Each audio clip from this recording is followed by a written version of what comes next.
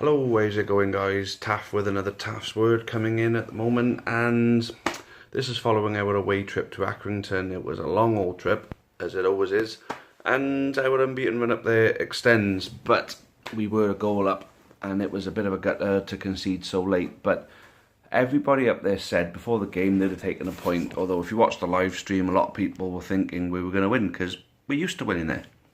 But no, it wasn't to be. It was a very, very tightly contested first half. They were very, very good with their play. They were very tricky, played their passes right. They knew where each other was. They're all individually good players as well, you can tell. And they got a mixture of experience and pace and strength in their forward line. And they got a very good defence, which is why I think Accrington will go on to do well this season. Kate, on the other hand, we matched them for every reason, and the only place I felt we were lacking was in the centre of our midfield. It's pretty obvious we're missing Labardi. It's pretty obvious we're missing someone with Dolan's sort of passing range, but Dolan's passing range isn't something that's going to work for every game. Dolan's passing range is something that's going to just generate an attack out of a nothing bit of play, and that attack could go on to score a goal. I think Dolan doesn't get stuck in as often as I'd like him to. I think Rigg gets stuck in an awful lot more. I think Rigg is getting badly underplayed at the moment. I think he deserves a bit more game time. He came on and done well, I felt, yesterday. He added a little bit of extra to our attack. And he got, like I say, he threw himself about a bit, got himself stuck in, which is great. So I think Rigg deserves to be playing a little bit more often. I don't think Wilmot works well in the centre. He's got to be out on the wing. He runs with the ball well. He plays the ball around well, but he crosses the ball in well. He cuts inside, and he can hit the ball as well. So and he's a danger from set pieces, as is Dolan, and that's the thing. As is Dimitru, as is Rigg. We've got a mixture of set piece specialists, which is what I like, because they're the kind of people that get you goals out, where you don't usually get goals. But as a team in whole, everybody's got to be playing in position. I think Wilmot's playing out of position at the moment.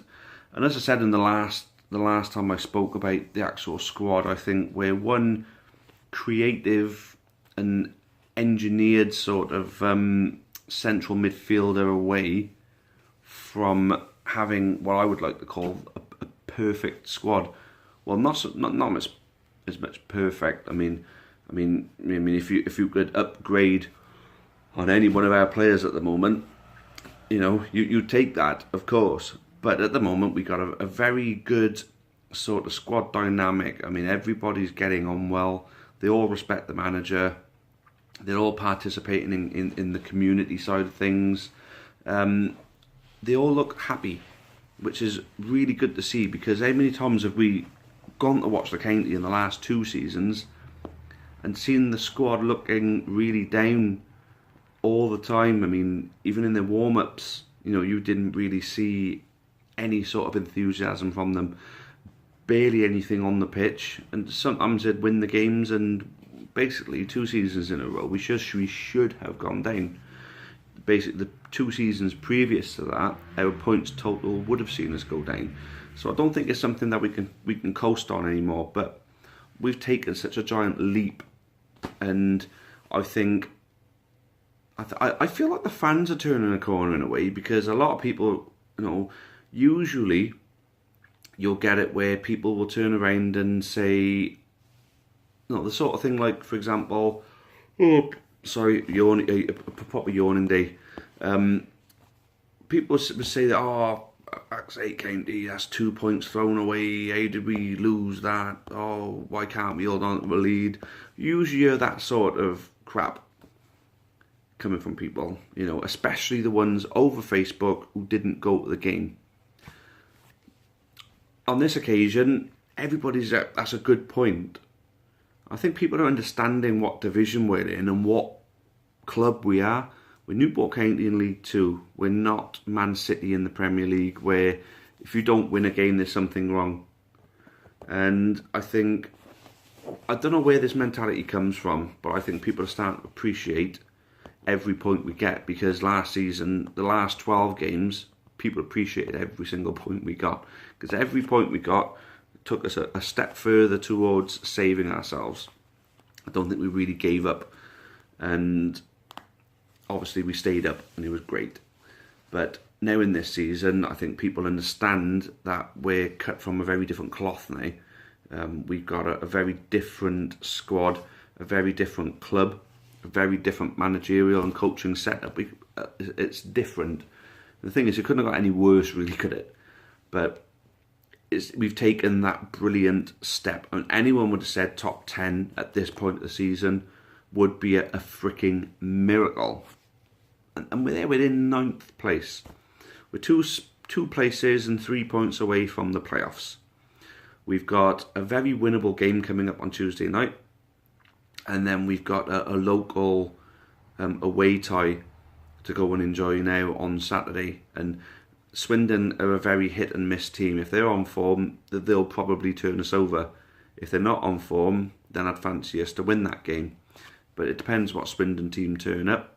And also depends what county team turn up as well, because if we turn up at our best, they could be on form and find us extremely hard to beat. And obviously if we don't turn up, they could completely, absolutely annihilate us, or even though we're crap, they could be crap too, and we could still end up pinching the win. So it's up in the air. It's very, very difficult to predict the Swindon game, but I do predict a 2, maybe 3-0 win over Barnet. They're falling from grace at the moment, and I don't think the appointment of Mark McGee is going to do them any good. They're not going to do any better having him at the helm. But there we go, that's it. Accrington was, it was an enjoyable trip as well. The fish and chip shop that we go to, and if you ever go to Accrington, if you're ever a fan of another club and you're watching this, and you ever go to Accrington, where you look to go back onto where you turn out the ground and go down their main road and you turn left to go down the road back onto the M65. If you don't turn left there, where you got the funeral place on your right, and you're about to turn left to go back. If you go straight on and go down the hill and around on a side street there, it's called the Milton Chippy. And if you're ever in Accrington, get yourself a bag of them chips. They are absolutely beautiful there. Right. In the day, chippies are chippy. Some chippies are minging and greasy. Some chippies are great. Thankfully, we've got a few good chippies here in Newport. When I lived in Glasgow, we had some great chippies up there. But this is one of the great ones, guys. You've got to definitely on par with Betty's Chippy. For those of you who know Betty's Chippy, you'll know what I'm talking about. So, anyway, back to football. So, County, as I said, 9th place, cruising at the moment, really, in comparison to last season. We've already surpassed the points total that Flinney took us over with in March. And the wins, the amount of wins that we've got, we've already surpassed that as well. We got confidence, but then what I want is for the fans to maintain reality as well, because we've got to be real about this. We're still Newport County. We're getting there, but we're still, light years behind a lot of the teams in our division. Off the field, but it's getting there, and I think we've got the right team doing that. And obviously, with the upcoming elections, that's going to give us a few more directors working on things, and hopefully, it'll carry on moving in the right direction with the extra people on board. Oh, I don't know what's wrong with me today. Yeah, with the extra people on board, then it'll hopefully push along a bit quicker. I don't know exactly who's going for the board. I know of some names. I know of some rumoured names. What I'd like is, once everybody has submitted their applications, any of you who watch these blogs, I would like to have a sit-down Q&A with you. I'll take questions from fans, and they're going to be questions that are going to go to everybody. So no questions for any particular individuals, but a question that I can ask every one of them, whether it be 3, 4, 5, 6, 7. I'll ask each individual person the same question, and we'll get it filmed, and it will be a great video. and we'll put it out there. So it'll help people make their mind up a little bit better. Rather than reading what's on a piece of paper, you can actually see in their eyes whether they mean it or not. You can take their words and their tone, and then you can actually understand what they're trying to say a little bit more in depth than just reading it on a piece of paper. So I think a bit of an election sort of Q&A video will be informative, and and I think you guys would find it quite useful. So there we go. That's that for Taff's Word this time. Accrington was a decent result. Thinking about it, of where they are and where we are, and how good they've been doing, especially at home, limiting them to just the one goal as well when they've been scoring for fun at home. So yeah, it's great. And if you look, Luton 3-1 doesn't seem half bad now, does it? As well, if you look at their recent results, I mean, it's absolutely crazy what Luton are doing at the moment at home. And the fact that it was 3-1 and we had their backs up against the wall for quite a long period of the second half, we could have got back into that, because we played that well. But that's done and dusted now. I got a feeling we'll turn them over at home, but that's another discussion that we had on another day.